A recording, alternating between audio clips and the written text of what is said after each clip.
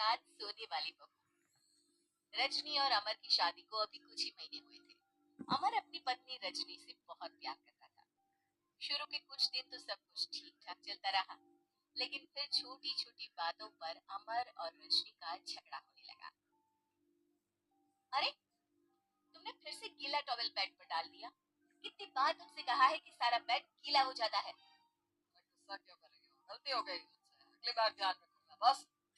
हर बार पर बस यही कह के चल देते हो। सारा दिन सफाई तो मुझे करनी पड़ती है ना। इस तरह नाराज मत हो, मैंने कहा ना मैं ध्यान रखूंगा आगे से। और फिर रात के बाद रजनी अपना बिस्तर उठाकर बेडरूम से बाहर जाने लगती है। अरे क्या हुआ रजनी, सुबह वाली बात पर अभी तक नाराज हो क्या? नहीं, ऐसी कोई बात नहीं है।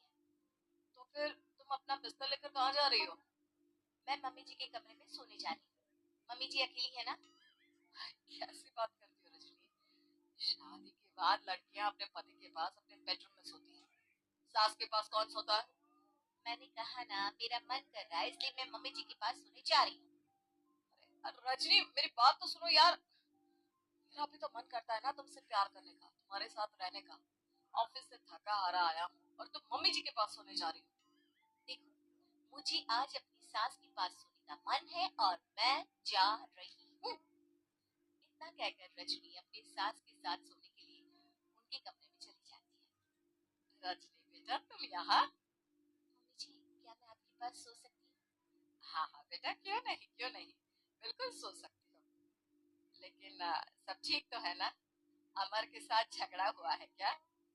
नहीं नहीं मम्मी जी, मैं रोज रोज इनके साथ उस कमरे में सोकर बोर हो चुकी हूँ। थोड़ा सा चेंज हो जाएगा इसलिए आपके पास सो जाती हूँ। आपको कोई ऐतराज हो तो बता दीजिए। अरे नहीं नहीं बेटा, ऐसी कोई बात नहीं, सो जा। और फिर अगले दिन, अमर बेटा, तुम्हारा रजनी के साथ कोई झगड़ा हुआ है क्या? नहीं तो मम्मी, ऐसे तो कोई बात नहीं है, क्यों क्या हुआ? अरे वो कल रात मेरे कमरे में सोने आ गई थी तो मुझे लगा सब ठीक तो है ना बेटा? नहीं मम्मी जी, वो ऐसे ही बस उसका मन किया होगा, कह रही थी कि मम्मी अकेली है इसलिए आपकी चिंता हो रही थी।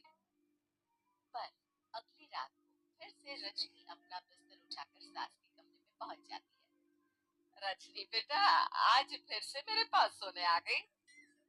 मम्मी जी, आपको मेरा अपने पास आना अच्छा नहीं लगता? अगर ऐसी बात है तो मैं बाहर ड्राइंग रूम में चली जाती हूँ। अरे नहीं नहीं बेटा, ऐसा कुछ नहीं है, पर अमर अपने कमरे में अकेला होगा ना? अरे तो वो कौन से 6 महीने के छोटे दूध पीते बच्चे हैं, उनको डर थोड़ी ना लगता है। इतने बड़े हो गए हैं, 1-2 दिन अकेले सो लेंगे तो कुछ बिगड़ नहीं जाएगा। और इस तरह फिर तो ये रोज की बात हो गई। रजनी रोज अपना बिस्तर उठाती, अपनी सास के पास आकर सो जाती। सास उससे कुछ इसलिए नहीं कहती है क्योंकि उसे लगता है कि बहू बुरा मान जाएगी। एक दिन सुबह सुबह, माँ मेरे लिए चाय बना दो, ऑफिस जाने का टाइम हो रहा है। अरे बेटा, तो रजनी से क्यों नहीं कह देते? मुझे उससे बात करने का बिल्कुल भी मन नहीं है। आखिर क्या बात है बेटा, तुम इतने उदास क्यों लग रहे हो? देखो ना माँ, आजकल रजनी का बिहेवियर मुझे कुछ समझ में नहीं आ रहा। रोज रात को आपके पास आकर सो जाती है, अगर उसे मेरी परवाह नहीं तो मुझे भी कोई फर्क नहीं पड़ता। अमर गुस्से में ही घर से ऑफिस चला जाता है। ये देखकर सास बहुत दुखी हो जाती है और फिर अगले दिन, मम्मी जी, मैं आ गई आपके पास सोने। हाँ बहू, सो जाओ। पर वो क्या है ना, आज मेरा पुरानी फिल्में देखने का बड़ा मन कर रहा था। कोई बात नहीं, सो जाओ, मैं पिक्चर देखती रहूंगी। ठीक है मम्मी जी।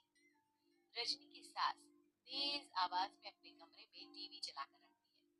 इसकी वजह से रजनी को नींद नहीं आती, लेकिन वो पूरी रात करवट बदल बदल कर सोने की कोशिश करती रहती है। सास को लगता है कि अब रजनी उसके कमरे में सोने नहीं आएगी, लेकिन अगली रात फिर रजनी उसके कमरे में सोने के लिए पहुंच जाती है। मम्मी जी, मैं आ गई। अरे बेटा, मुझे लगा कि कल तुम ठीक से सो नहीं पाई थी।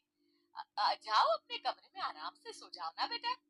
अरे नहीं मम्मी जी, कोई प्रॉब्लम नहीं है। इतना कहकर रजनी फिर से अपनी सास के कमरे में सो जाती है। आधे घंटे बाद, बेटा जरा मेरे पैरों पर तेल तो लगा दे। ठीक है मम्मी जी। रजनी अपनी सास के पैरों पर तेल लगाकर जैसे ही आधे घंटे बाद फिर से। बहू, मेरे सर में बहुत दर्द हो रहा है, जरा मेरा सर तो दबा दे। ठीक है मम्मी जी, दबा देती हूँ। बहुत जोर से नींद आ रही है। अपनी सास का सर दबाकर रजनी फिर से सोने की कोशिश करती है, पर आधे घंटे बाद फिर से। अरे बहू, बड़ी जोर से प्यास लगी है बेटा, जरा किचन से पानी तो लेकर आ। अरे मम्मी जी, जैसे ही नींद आने लगती है फुश भाग लेती है। रजनी चुपचाप जाकर किचन से पानी लेकर आती है। इस तरह रजनी की सास पूरी रात हर आधे आधे घंटे पर उसे किसी न किसी बहाने से जगाती रहती है। रजनी परेशान हो जाती है। सास को लगता है कि इस बार वो उसके कमरे में सोने के लिए बिल्कुल नहीं आएगी, लेकिन अगली रात फिर से रजनी वहां पहुंच जाती है।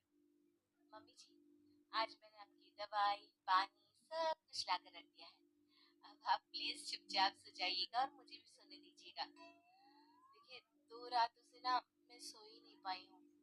अच्छा ठीक है बेटा, सो जा। थोड़ी देर के बाद रजनी की सास बहुत जोर जोर से खर्राटे लेना शुरू करती है। खर्राटे इतने तेज होते हैं कि रजनी के कानों में दर्द होने लगता है।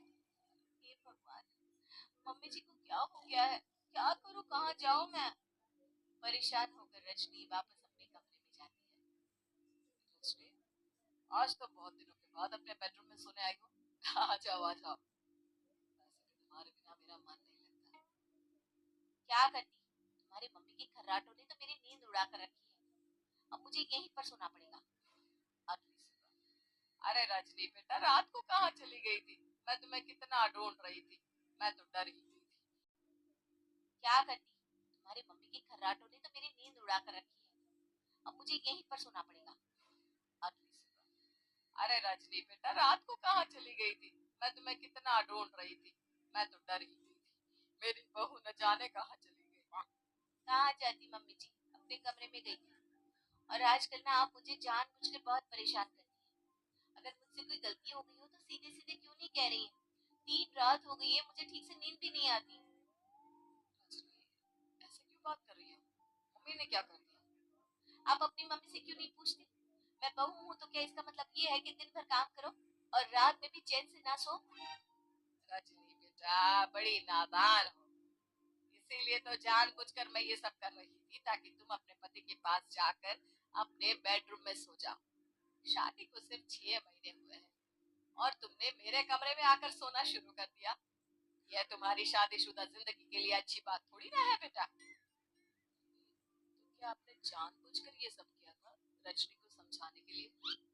अरे तो और क्या करती, दुनिया की पहली बहू है ये, जो पति को छोड़कर सास के साथ सोने चली थी। इसीलिए मुझे इसके लिए थोड़ा बुरा बनना पड़ा।